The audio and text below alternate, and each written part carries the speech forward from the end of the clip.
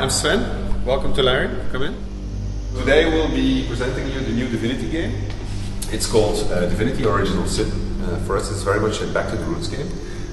It's a top-down RPG and it takes place just before the first Divine Divinity, the game has started, the entire series. Alright, so we'll start presentation. I'll introduce you to David.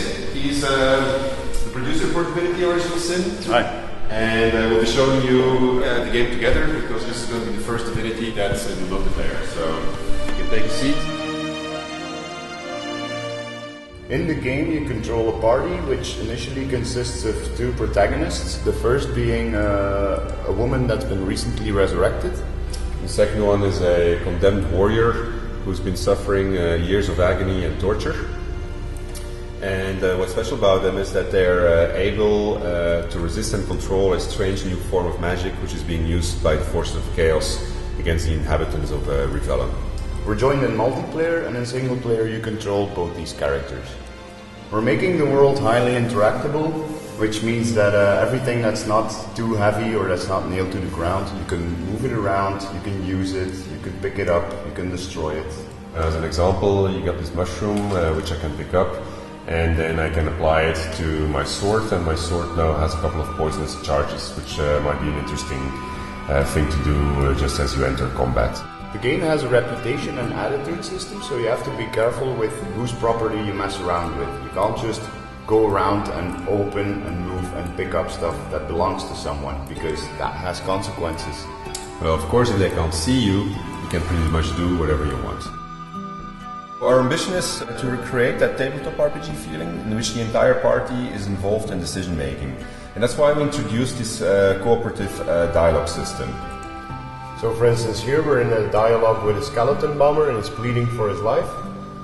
Normally we kill everything that is undead, but I actually take pity on him, so I'm going to choose to let him walk free. But I don't agree with that. I think he should be destroyed, and so the game is then going to do a stats roll, and in this case David actually wins the day and he gets to make whatever decision he wants. The special magic, which we call source magic, allows us to manipulate the elements. For instance, I can make it rain, and everything that is wet I can then turn into ice. The problem with ice is that it's very slippery, and as you can see that can cause some pain. Combat in Original Sin is turn-based, and here we're dealing with a situation in which two undead pyromaniacs are assaulting me with fireballs. So what I'm going to do is I'm going to summon an ice elemental in the hope that he's going to act as a sponge for me.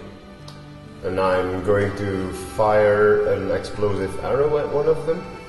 And apparently that doesn't really do a lot of damage, and they shot the ice elemental already.